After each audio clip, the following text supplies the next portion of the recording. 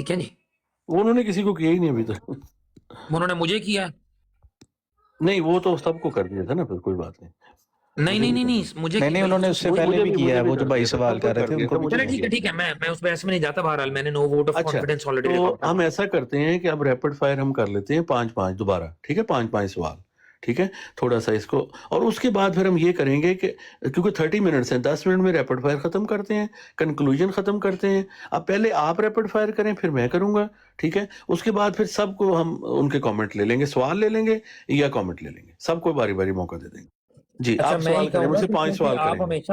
آپ ہمیشہ نہیں ایک منٹ ہے, آپ ہمیشہ پہل کر رہے ہیں تو میں نا اس ترتیب کو جو ہے نا وہ چھوڑنا نہیں چاہ رہا.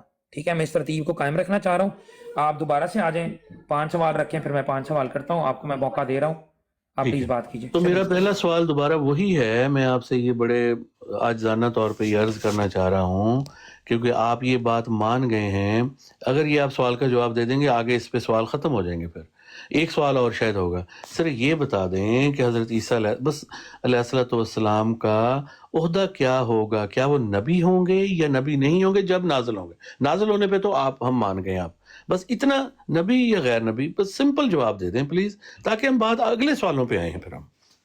جی پہلی بات تو یہ ہے کہ ایک منٹ آنا صاحب, ایک منٹ دیجیے گا مجھے. یہ ریلیونٹ نہیں ہے, یہ سوال بڑا ریلیونٹ ہے, اگر آپ جواب دیں گے تو میں اگلا سوال کروں گا. اگر حسن کاظمی صاحب نہیں آتے تو رانا صاحب یہ سوال ریلیونٹ. چلے جی, میں واپس آ گیا ہوں جی. بسم اللہ الرحمن الرحیم. اچھا دیکھیں, بار بار ایک ہی سوال کو ریپیٹ کیا جا رہا ہے, تو میں رانا صاحب سے گزارش کرتا ہوں کہ اس کو موضوع بنا کے نا, عیسیٰ علیہ الصلوۃ والسلام کا نزول کا موضوع, اس کو کل پہ یا پرسوں پر جب بھی وقت ہو, کل تو جمعۃ المبارک ہے, تو ہم طے کر کے آپس میں تو اس کو موضوع بنا کر اس کے اوپر بھی ریپڈ فائر اور آج کے ہی ڈیکورم کے مطابق کام کر لیں گے تو بہتر ہوگا. ہاں یہ میں ضرور آپ کو پیش کر دوں کہ سورہ آل عمران کی آیت نمبر 81 میں اللہ سبحانہ وتعالیٰ نے فرمایا ہے لَتُؤْمِنُنَّ بِهِ وَلَا تَنْصُرُنَّ. ٹھیک ہے, کہ جب اللہ سبحانہ وتعالیٰ نے انبیاء سے عہد لیا اور پختہ عہد لیا کہ جب میں تمہیں کتاب اور حکمت میں سے دوں گا اور آخری زمانے میں میرا رسول یعنی حضرت صلی اللہ علیہ وسلم آئیں تو تم نے اور وہ تمہاری جو تمہیں دیا گیا کتاب و حکمت میں سے اس کی تصدیق کریں تو لَتُؤْمِنُنَّ بِهِ وَلَا تَنْصُرُنَّ.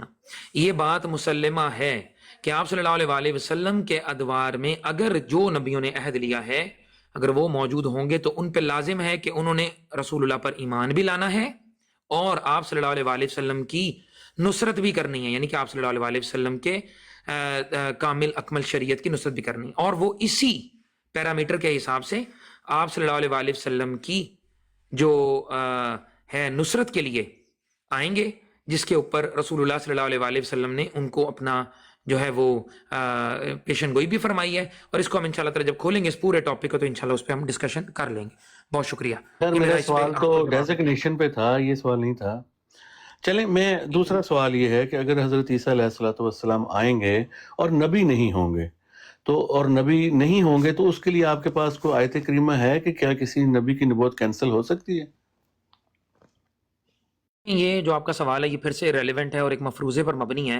وہ مفروضہ یہ آپ میری طرف متصل کر رہے ہیں کہ میں نے یہ کہا ہے یا ایسا امپریشن آپ کو دیا ہے کہ وہ اپنی نبوت سے فارغ ہو چکے ہوں گے یا ان کو نبوت نہیں ہوگی, ایسی کوئی بات میں نے نہیں اچھا کہی. چلیں, تو کائنڈلی پلیز میری بات مکمل ہونے دیں. تیسرا سوال میں آپ کر لیتا ہوں. لیٹ می کریکٹ دی فریم فرسٹ. سر میں آپ کو نہیں روکتا, آپ بڑی بات کرتے ہیں, مجھے مکمل کرنے دیں پلیز. ٹھیک ہے, کر لیں.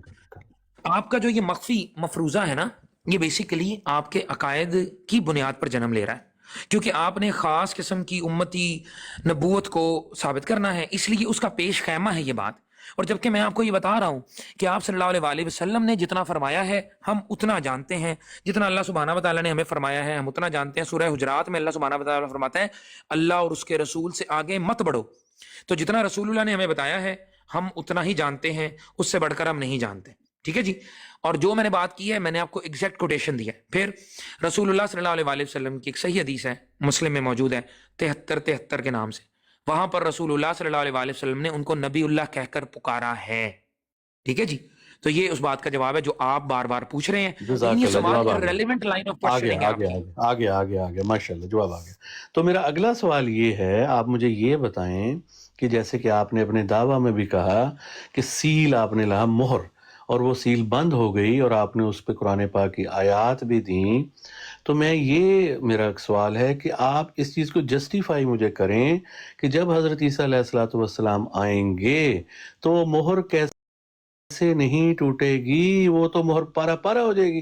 وہ مہر کیسے نہیں ٹوٹے گی آپ کے آنے سے؟ وہ جو سیل آپ نے بند کر دی ہے، تو وہ دروازے مکمل طور پہ آپ نے بند کر دیے. آپ کی نظر میں آپ نے کہا کہ ہر قسم کی نبوت بند ہے، تو وہ سیل کیسے نہیں ٹوٹے گی؟ بس یہ مجھے کسی طرح جسٹیفائی کریں کسی طریقے سے. اچھا جی، سوال نمبر 3 بھی ریلیونٹ ہے، اور جیسا کہ میں بتا چکا ہوں پہلے سے کہ جرت کریں رانا صاحب اور حیات مسیح اور نزول مسیح کے اوپر ایک سیر حاصل گفتگو کریں میرے ساتھ، تاکہ آپ کے عقائد جو کہ بالکل قریب قیاس نہیں ہے، قریب عقل بھی نہیں ہے، نہ منطقی طور پر نہ اسلامی طور پر، وہ بھی لوگوں کے سامنے آئیں، اور جو ہمارے عقائد ہیں وہ بھی لوگوں کے سامنے آئیں اس موضوع سے ریلیٹڈ. آپ بار بار اسی لائن آف کوشچننگ کو کر کے یہ بات ثابت کر رہے ہیں کہ آپ نے ختم نبوت کے ٹاپک کو بہت پیچھے چھوڑ دیا ہے، اور اب آپ ارریلیونٹ باتیں کر کے ٹائم پاس کر رہے ہیں جو کہ لوگ دیکھ رہے ہیں. ٹھیک ہے، میں جواب آپ کو دے چکا ہوں، پھر جواب دیتا ہوں آپ کو کہ میں نے جو بات کہی ہے وہ یہ ہے کہ کوئی بھی مدعی نبوت پیدا نہیں ہو سکتا. یہ تھی میری ڈیفینیشن آف ختم نبوت. آپ خود سے ایک تعریف میرے پلے باندھ کے، جس کو کہ تقریر کی زبان میں اسٹرا مین کہا جاتا ہے، اسٹرا مین پلے کرنا چھوڑ دیں، کھل کے سامنے آئیں اور کھل کے بات کریں. ٹھیک ہے، میں اب تمام باتوں کا جوابات آپ کو دے چکا ہوں.